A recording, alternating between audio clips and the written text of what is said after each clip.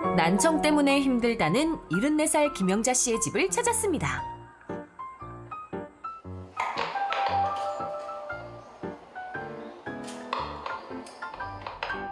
그런데 초인종이 울리거나 말거나 설거지에 푹 빠진 이분이 오늘의 주인공 같죠?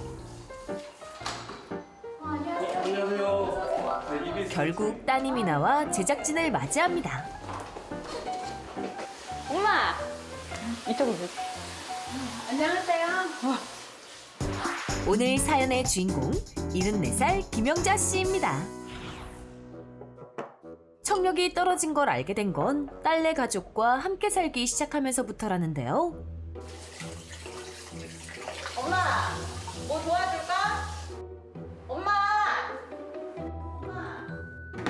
딸이 불러도 못 듣는 영자 씨.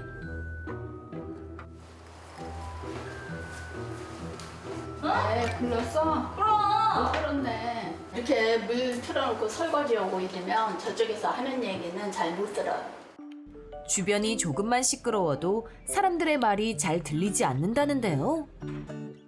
언젠가부터는 나는 잘 모르지요, 그런 거를. 그랬는데 우리 아들이 못 듣는다고 엄마 귀가 왜 그렇게 안 들리냐고 뭐라고 그러더라고요.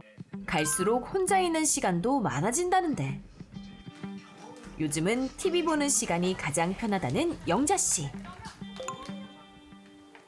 보상 마음대로 할 수 있는 시간이 하나도 없다는 심각한 하지만 그것도 잠시. 있다라고 보는데 여전히 이제 엄마, 시끄러워. 되기 위해서 너무 시끄러워. 그럼 안 들리는데 어떡해. 마지막 지금도 소리 엄청 큰데? 어떡해. 공부하는데. 안 들리는데. 가족들과도 점점 멀어지는 기분이 드는데요. 내 딸이니까 뭐 그렇게 서운하다고 생각은 안 하는데 뭐 어쩌다가는 이제 뭐 아유 내가 왜 같이 살면서 이런 소리를 듣나 이런 생각을 할 때가 있죠. 따님도 엄마 영자 씨가 걱정된다고 합니다. 좀 안타깝죠, 자식으로서. 그런 마음이 제일 크고 조금만 이렇게 좀 얘기하면 또 서운해하시고 하시니까 좀 힘들죠, 서로. 난청이 심해진 영자 씨를 위해 자녀들이 보청기를 마련해줬다는데요. 하지만 적응이 쉽지 않다고 합니다. 이게 귀에 들어가서 있으면 좀 불편하고 이렇게 물소리라든가 뭐 내가 설거지하고 이러면 그 소리가 너무 크게 들려요. 그래가지고 이제 뺐다 꼈다 하죠. 비싼 애물단지로 전락한 보청기. 지금 영자 씨의 청력 상태는 어느 정도일까? 청각센터를 찾아 검사를 받아봤습니다. 음의 높낮이별 반응을 검사하는 수능 검사와 단어가 제대로 들리는지 확인하는 단어 인지도 검사가 이어졌습니다. 아들 팥죽, 잘 안 들려요. 안개, 반지?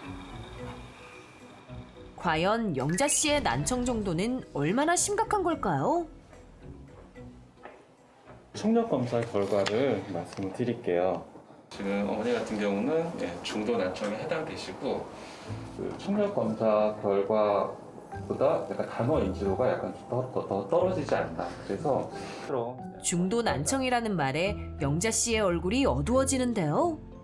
그건 무슨 병은 아닌가요? 뭐 이제 노년기에 이제 가장 많이 나타나는 이제 질환 중에 하나고요. 난청을 계속 방치하게 되면 치매 확률이 정상인들보다 3배에서 5배 정도 높아질 수 있다고. 그렇다고 그러더라고요. 해결 방안은 보청기 착용이 아직까지는 좀 유일하고요. 보청기 착용을 미루고 난청을 방치하게 되면 청력은 계속해서 떨어질 수밖에 없다는 겁니다. 보청기 하루에 사용 시간 얼마나 되세요? 보청기를 착용함으로 해서 계속 청신경을 이제 운동을 시켜주기 때문에 이제 그게 이제 청각 재활이라고 보시면 돼요. 그래서 보청기를 착용하시는 게 현재 본인이 가지고 있는 청력을 지키는 데 많은 도움이 돼요. 한참 뒤 조금 가벼워진 마음으로 나오는 영자 씨. 이제 보청기 끼면은 그렇게 많이 안 좋아지고 뭐 이러는 거는 없다니까 보청기도 열심히 끼고 해가지고 사랑하는 우리 가족들 뭐 우리 딸 며느리 이런 말을 좀 이렇게 멀리서 해도 잘 들을 수 있었으면 좋겠어요. 사랑하는 가족의 목소리를 오래오래 들을 수 있도록 영자 씨를 응원합니다. 우리가 지금 뭐 영상 주인공을 통해서 이제 만나봤는데 일단 뭐 그 소리가 잘 들리지 않으면 본인 그 자신이 좀 많이 위축이 되고 들리지 않는 것에서부터 많은 문제가 발생할 것 같네요. 네, 맞습니다. 이 세라제분의 경우를 보면서 저도 많이 공감이 같았는데요. 네. 다들 모여서 얘기를 이렇게 나누고 있는데 나는 안 들려요. 근데 자꾸 물어봐야 되잖아요. 그러면은 굉장히 이렇게 마음이 어려워지겠죠? 자꾸 물어봐야 되니까. 그럼 이제 대화도 끊어지고. 그리고 아이 그것도 못 들었어 하고 핀잔 또 드릴까 봐 알아듣는 그렇죠. 척만 하다가 또 실수하는 경우도 생기고 뭐 아까 우리 사회자분처럼 이제 혼자 들어가서 TV를 보시는데 또 그것도 막 소리가 커지고 모임에 나가기가 싫어지고 재미가 없어지고 결국은 이제 고립돼서 우울증까지 생길 수가 있죠.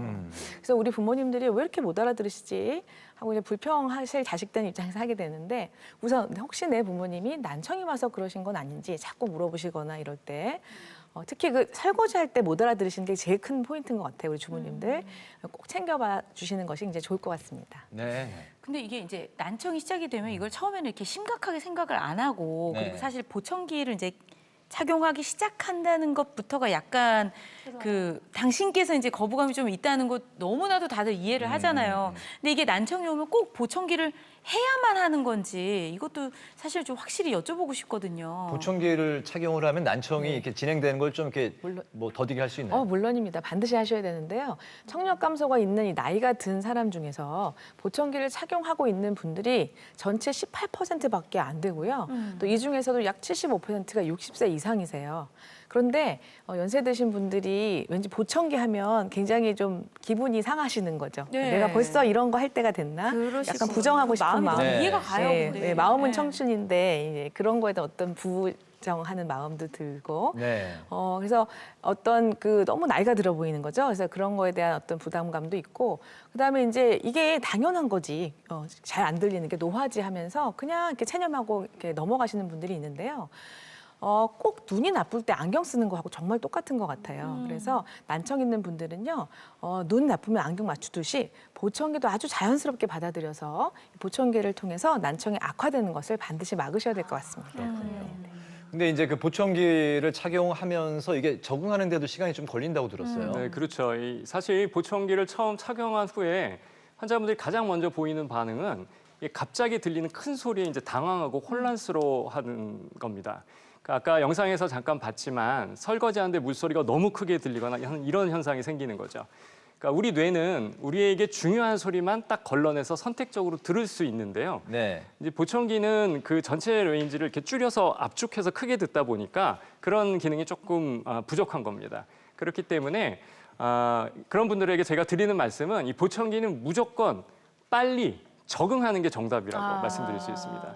이 귀찮고 불편하다고 해서 안 쓰다 보면은 점점 더 난청이 진행이 되기 때문에 처음엔 뭐 한두 시간씩 쓰시다가 점점 시간을 늘려서 최소한 하루에 6시간 이상은 착용을 해주시는 게 지금으로서는 난청을 막는 거의 유일한 방법인 보청기를 잘 착용하는 방법이 되겠습니다. 네. 이 보청기가 굉장히 중요한 역할을 한다는 것도 오늘 처음 알았는데 자 그러면 보청기를 착용하지 않고 계속 난청을 방치하면 어떤 질환으로 이어질 수 있는지도 저희가 좀 알아보려고 합니다. 네, 난청 방치하면 이런 병까지. 자, 첫 번째 볼게요. 짠. 치매 위험이 최대 5배까지 증가할 수 있다고? 이게 치매와 난청 어떤 관계가 있는 건가요? 네, 이 용불용설이라고 그러죠. 쓰면 도움이 되는. 네. 우리 몸에서 내가 잘 사용하지 않는 기능은 조금씩 퇴화하기 마련입니다. 그래서 내가 귀에 난청이 있는데 이걸 적극적으로 치료하지 않으면 결국에는 이 귀를 통해서 뇌에 자극이 돼야 되는데 그런 자극이 끊어지게 되는 거죠. 그렇게 되면 결국 그 뇌의 청각 중추 부분의 기능이 조금씩 퇴화하게 되고 노화 현상이 더 빨리 오는 그런 결과를 초래할 수 있습니다. 그 나이 들면 뭐 조금씩 좀 안 들리는 걸 당연하게 생각을 하는데 그럴 때 보청기를 꼭 착용을 해야 되겠네요. 네, 맞습니다. 이 노령 인구에서 청력이 떨어졌을 때 난청으로 보청기를 안 쓰고 방치를 하게 되면 뇌로 들어간 신호가 자극이 없어지죠. 그래서 뇌 인지 기능이 떨어지고 뭐 치매가 온다고 되어 있는데요. 실제로 미국에 있는 대학에서 연구한 결과에는요. 보청기가 필요할 정도로 아주 난청이 있으셨던 분들 중에서 보청기를 적절히 사용했던 분들과 방치하고 그냥 난청을 사용하지 않았던 분들을 무려 12년간을 추적 조사를 해봤는데요. 이렇게 방치한 경우에 이런 분들에서 치매 같은 인지기능 저하가 약 5배 이상 증가했다는 연구 결과가 있기 때문에 난청에 대한 아주 적극적인 치료가 매우 필요합니다. 네. 보청기는 미룰 일은 아닌 것 같네요. 말씀을 들어보니까 네. 빨리 하실수록 계속 이렇게 뭐랄까 길게 도움을 받으실 수 있으니까 선생님 말씀하신 대로 빨리 적응하는 게 가장 중요하다. 이거 꼭 잊지 않으셨으면 좋겠습니다. 맞습니다. 우리는 안 해도 되죠? 네? 아직 괜찮은 것 같아요. 우리는.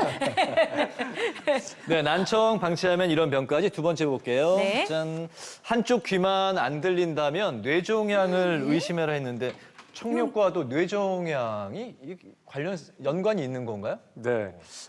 보통 이비인후과 의사 입장에서는 환자가 와서 청력 검사를 하게 되면 양쪽이 다 좋거나 둘 다 나쁘면 노화 현상 때문에 오는 건가 보다 하고 크게 걱정을 안 합니다. 근데 한쪽 귀가 나도 모르게 한쪽 귀만 나빠졌다. 그러면 무슨 다른 병이 있을 수도 있겠구나라고 생각을 하게 됩니다. 근데 사실 뇌종양을 말씀하셨는데 이거 굉장히 무섭잖아요. 네. 하필이면 왜 이 질환과 연관이 있는지. 네. 이게 대표적으로 한쪽 청력이 나빠지는 질환 중에 청신경에 생기는 청신경 초종이라고 하는 뇌종양이 있습니다. 그러니까 청신경을 싸고 있는 막에 생긴 종양인데요. 예. 이 그림에서 보시다시피 그 청신경 주변에 종양이 생기게 되면 이 청신경을 점점 누르게 되는 거죠. 그래서 소리도 점점 못 듣게 되고 이명이 발생하기도 하고 점점 더 커지게 되면 이 뇌를 누르는 그런 머리에서 다른 문제가 생길 수 있는 그런 증상이 생기게 됩니다. 네. 그래서 소리를 들을 때 한쪽 귀가 좀 잘 안 들린다. 이어폰을 꼈더니 이쪽은 들리고 이쪽은 잘 안 들려. 이럴 경우에는 이비인후과를 방문해서 조금 더 면밀한 검사를 받아보시기를 추천드립니다. 네. 그렇군요. 난청 방치하면 이런 병까지 세 번째 볼게요. 짠. 낙상과 골절상 사고 위험이 3배로 증가할 수 있다고 하네요. 아니, 사실 청력이 좀 떨어지면 주변의 소리를 잘 못 들으니까 다치거나 뭐 예를 들어서 길 다닐 때 경적 소리를 못 듣는다거나 뭐 이런 거는 이해가 돼요. 근데 낙상 사고하고는 왜 관련이 있나요? 네, 말씀하신 것처럼 요즘 뭐 라이더들 오토바이 많잖아요. 예. 삑 소리가 안 들리면 넘어지겠죠. 예, 이런 골절은 특히 나이 드신 어르신들 골절은요 아주 심하면 사망에 이르는 굉장히 위험한 경우이기 때문에 당연히 조심하셔야 되고요. 실제로 미국에 있는 어떤 연구에 의하면 경도 난청 약 25데시벨인데 이런 경우는 일반인보다 낙상 확률이 3배가 높아요. 이때 경도 난청이라는 거는 이렇게 시끄러운 데서 잘 소리가 안 들리는 그런 걸 얘기하는 거고요. 청력이 10데시벨이 손상되면 넘어질 확률이 1.4배가 증가하는데 생각해 보시면 우리가 귀하면 소리만 기억하시는데요.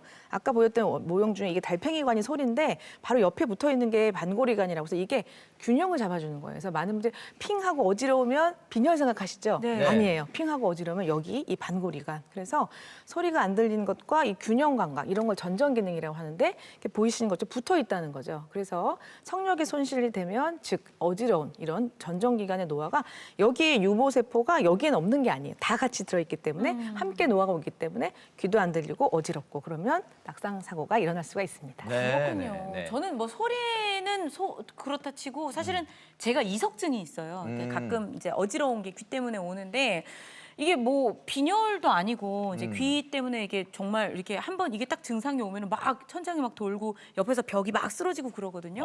이게 그럴 때는 막 중심을 잃다 보니까 이제 조금만 고개를 돌려도 중심이 이루어지기 때문에 그래서 잘 넘어질 수도 있지 않을까 뭐 이런 생각도 드는데. 이석증도 넘어지는데 또 원인이 될 수 있는 거예요? 그렇죠. 네. 전정 기능이 나빠지는 대표적인 증상 중에 질환 중에 하나가 이석증인데요. 그 이석증은 사실은 그 전정기관이라고 이게 평형 감각을 유지하는 애 중에 네.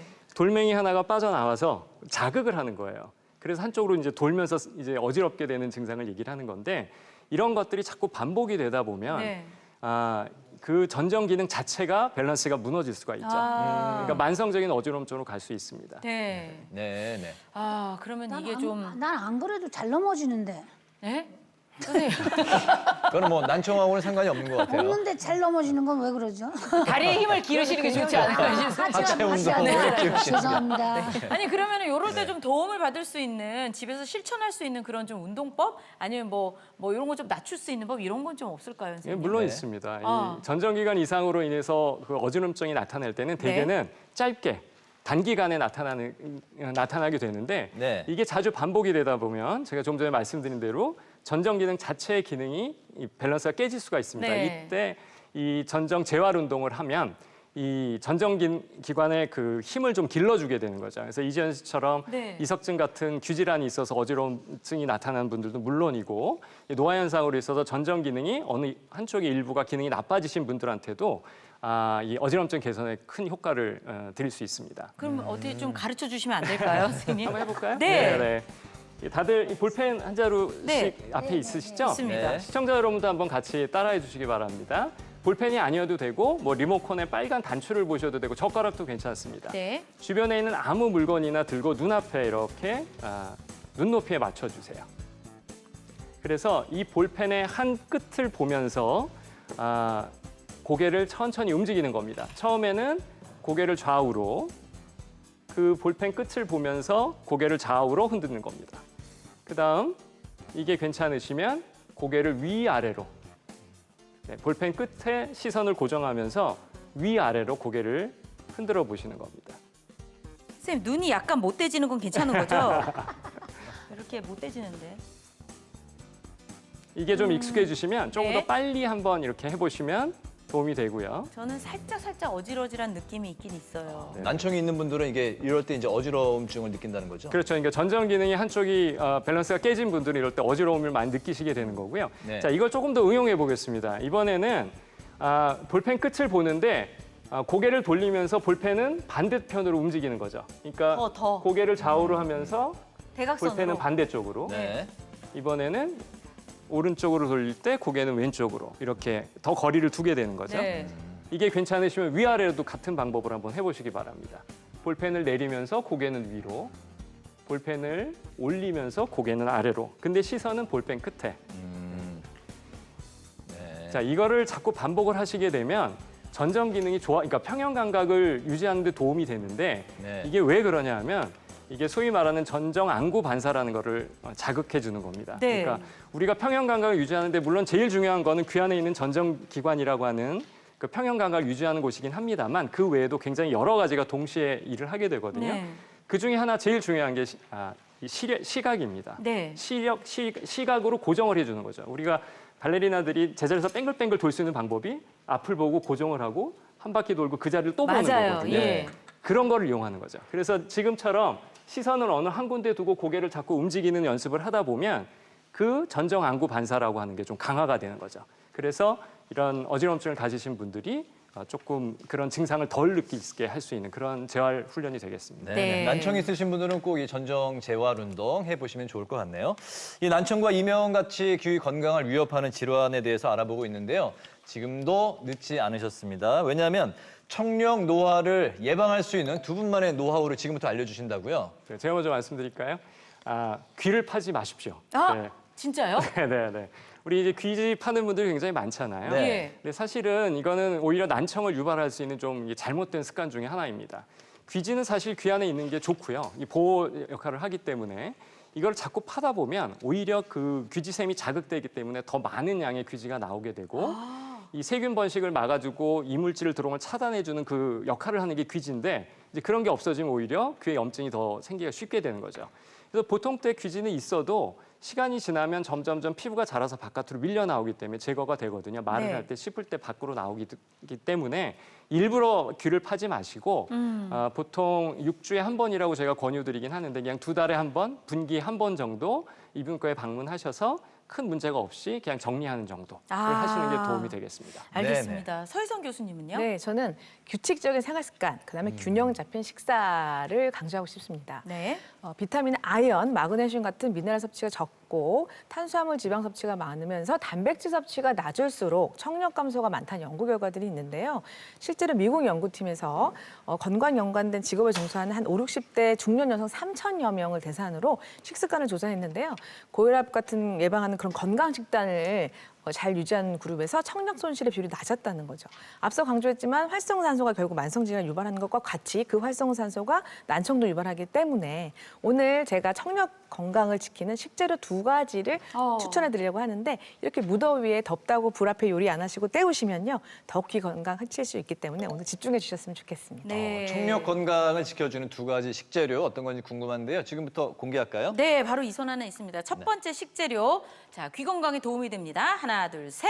짠! 오, 예, 꽁치네요, 완전 꽁치. 신선하다. 꽁치예요? 예. 네, 꽁치뿐 아니고 고등어, 참치, 뭐 삼치 아시죠? 연어 이런 네. 등푸른 생선이 전부 잘 알고 있는 오메가3 지방산이 아. 많이 들어있죠.